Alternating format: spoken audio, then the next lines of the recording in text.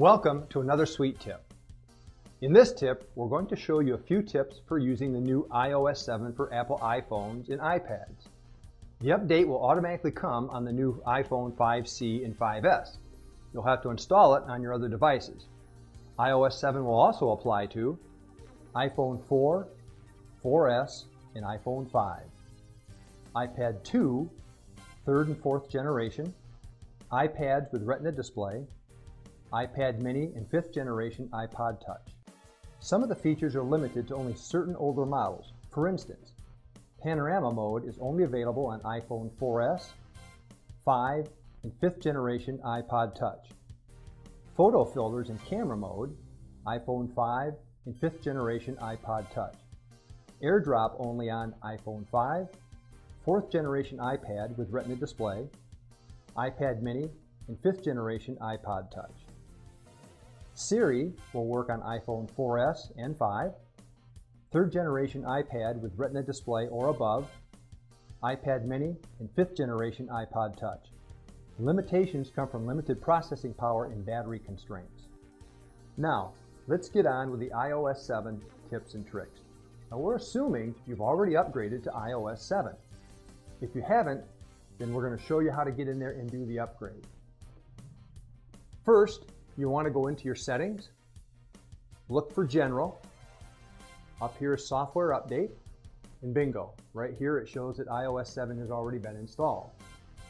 Now, just follow the instructions from there. You can stop the video here and return when you're ready to go. Now that we're all updated, let's get into settings and set up the lock screen. You want to set up your lock screen for security reasons, especially if you're using an iPhone. Just tap your Settings app, tap General, scroll down to where it says Passcode Lock, enter your passcode, and you're in. In here you have all your options to set up passcodes, large passcodes, small passcodes. That's how you set up your passcode lock. All right, our next tip, if you're like me, a little older, maybe you need to increase the font size. Here's how you do it.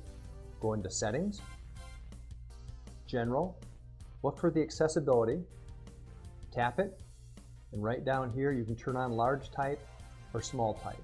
All you have to do is tap it and you can set your font size from there. You're all set, now you can read it.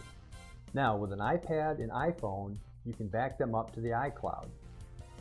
Go to Settings, scroll down till you see iCloud right there. Storage and backup, you tap that and there are your options. It's great to back up your phone every now and then in case you have a crash or any other reason it's backed up. Okay, let me show you how to access one of the new features iOS 7 has, iTunes Radio. It's similar to Pandora, but it's built right into iOS 7. It's free if you don't mind the ads, or it's $24.99 a year without the ads. Here's how you get to it. Tap your music button. Once it opens, go to the lower left-hand corner to where it says Radio. There you go. You can see I already have some channels set up. All you do is click the plus, and that's where you can add a new channel. It's a great addition to iOS 7. You'll really like it. Let's talk about another feature that comes with iOS 7, Siri. It's a fantastic option in the phone. You can call somebody in your contacts and more. Let me demonstrate a couple things that Siri can do. Play Celine Dion radio.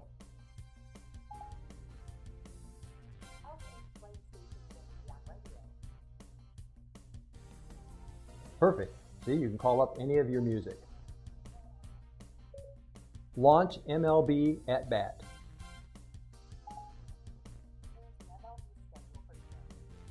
And it pulls up MLB at Bat when I request it. Siri has many things that she can do. Be sure to take advantage of her. She's fantastic. So when you're driving, you don't have hands free, you can use your headset to open Siri and ask her to play music, make a call, take a note, send a message, and more. All right. Let's take a look at one of the newer features in iOS 7, Control Center. You can access Control Center by swiping up from the bottom like this. Now here you can see you have total control of your music. There's your play button. You can turn on and turn off airplane mode, Wi-Fi, Bluetooth. You can turn on Do Not Disturb, your ringer. It even has a clock or a timer, and you can access your camera that way. But let's see it in action, because one of the features it comes with is called AirDrop. And I want to demonstrate AirDrop because it's phenomenal. We're going to go to my pictures, photos. We'll select a picture. Now notice in the lower left-hand corner the symbol for AirDrop, like that. Tap it. Right now it's looking for somebody in the area. It has Brian's phone and my iPhone here. All you have to do is, the picture's got the check mark, tap it, wait a couple seconds. It pops up on the other device. You can either accept it or decline it. And lastly, now that we've opened all these apps and they're running in the background, we need to close them. In iOS 6, you would just hit the home button, tap and hold an icon, and then press the X in the corner to close them. In iOS 7, it works a little differently. Double-click the home button, and you'll see the open apps are right in the middle of the screen. You can scroll left, or you can scroll right. To close the app, you just sweep it towards the top.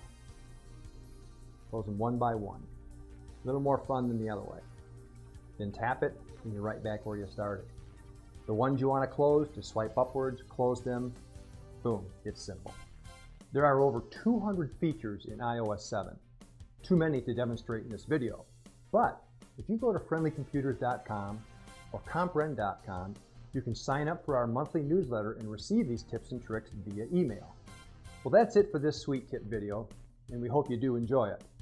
As always, if you have any suggestions as to what you'd like to see in our videos, just send us an email at sweettips@friendlycomputers.com or sweettips@comprehend.com, and we'll include it in a future Sweet Tip video. If you need any help with any of your gadgets or computers, give us a call at 888-723-7436, and we'll put you in touch with the nearest Friendly Computers or Computer Renaissance. Until next time, have a great week.